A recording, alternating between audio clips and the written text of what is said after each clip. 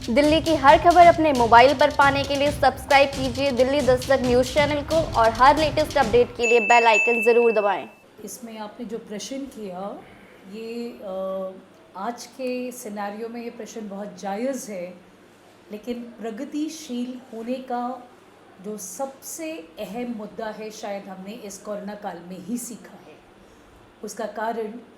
जैसा कि आपने प्रश्न किया जो बहुत जायज़ है, एजुकेशन में इसका क्या प्रभाव पड़ा।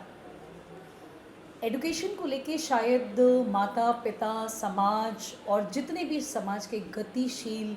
तत्व हैं, सबके मन में एक भावना थी कि शायद मेरा बच्चा वहाँ जाए और फिर वो इस एजुकेशन को ले सकता है। यानी कि physical presence of the candidate और the student in educational institution was considered to be compulsory. But I believe in this corona काल, इस पैंडमिक में जो हम सब ने सीखा है, हर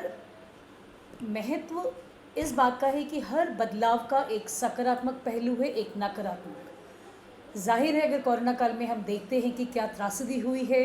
वो एक बहुत बड़ा नुकसान हुआ है इस मानव संगति को। लेकिन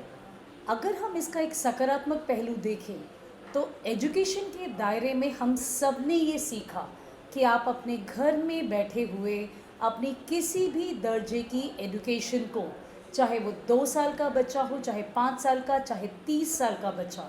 यानी कि आपकी बेसिक प्राइमरी एजुकेशन से लेकर रिसर्च तक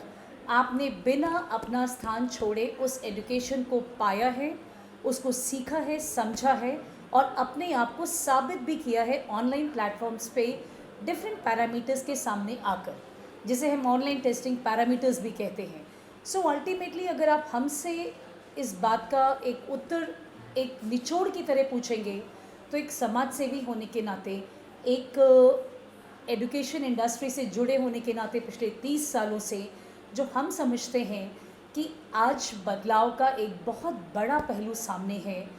वर्चुअल एजुकेशन। यानी कि आपको पैसे की ज़रूरत नहीं है, सरकारों को इन्वेस्टमेंट करने की ज़रूरत नहीं है फिज़िकल स्ट्रक्चर्स में। जो पैसा आप बिल्डिंग्स बनाने में, बड़े बड़े अपने इंफ्रास्ट्रक्चर खड़े करने में अपना पैसा आप लागत लगाते हैं, शायद वही बदलाव आप बच्चों की तरफ उतनी ही धनराशि अगर डेडिकेट करें तो वर्चुअल एजुकेशन सिस्टम के माध्यम से इस एजुकेशन को, जो कि one of the best considered है, क्योंकि इस वर्चुअल प्लेटफॉर्म में आपने बनारस हिंदू यूनिवर्सिटी को जोड़ा, आपने आईआईटीज़ को जोड़ा, आपने आईआईएम्स को जोड़ा, आपने ऑक्सफोर्ड और कैम्ब्रिज के रिटायर्ड प्रोफेसर्स तक को जोड़ा। सो अल्टीमेटली एक छोटे से गांव का बच्चा भी अगर इन सब से ज्ञान प्राप्त कर सके तो हमें लगता है ये बदलाव बहुत ही ज़्यादा सकारात्मक है। तो हम सबको कुछ सीखना चाहिए इस कोरोना काल से। जो सकारात्मक सोच हमें दिखाई गई है, हम सब ने उसको महसूस किया है, उसको सीखा है, उसको जिया है, हम सबको उसको अपने जीवन में उतारना चाहिए। मैम, बात करिए आपने बदलाव की, तो दिल्ली सरकार में हाल में ही एक बदलाव हुआ है कि उन्होंने अपना शिक्षा बोर्ड, खुद का शिक्षा बोर्ड लॉन्च किया है, तो कितना प्रभावशाली रहेगा? देखिए, अगर आप हमसे पूछें और इस एजुकेशन इंडस्ट्री को एक्सपीरियंस करने वाले तत्व के रूप में अगर आप पूछें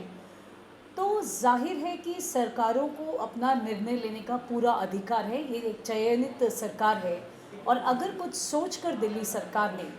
दिल्ली के सरकारी स्कूलों में कुछ बदलाव की बात की है तो जाहिर है वो बच्चों के फेवर में ही बात जाती है, क्योंकि पीछे कई सालों में हमने देखा है कि दिल्ली सरकार ने जो दिल्ली सरकारी स्कूलों में बदलाव किया है और उस बदलाव से एक गरीब घर का बच्चा भी, जो शायद उतनी उच्च शिक्षा स्तर को कभी सोच भी नहीं सकता था, उसने उसको पाया है, उसको जिया है और उसको सीख कर अपने व्यक्तित्व में बहुत चीज़ें एक बदलाव के रूप में महसूस की है। तो अगर दिल्ली सरकार इस बात को देख रही है कि इस बदलाव से दिल्ली के बच्चों को कुछ फ़ायदा होगा, क्योंकि नई एजुकेशन पॉलिसी, नई बोर्ड्स क्रिएट करने से जो हमारा एक बहुत फॉर्मल सिस्टम चला आ रहा है सदियों से,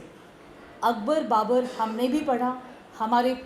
आप कह सकते हैं ग्रेट ग्रैंडफादर्स ने भी पढ़ा और हमारे बच्चे भी पढ़ रहे हैं, लेकिन अकबर बाबर की कहानियाँ पुरानी हो चुकी हैं। ज़रूरी है बदलाव के ज़माने में बच्चों को वो पढ़ाया जाए जो उनको एम्प्लॉयबल बनाए, जो उनकी स्किल्स को अपग्रेड करे। हमारा बच्चा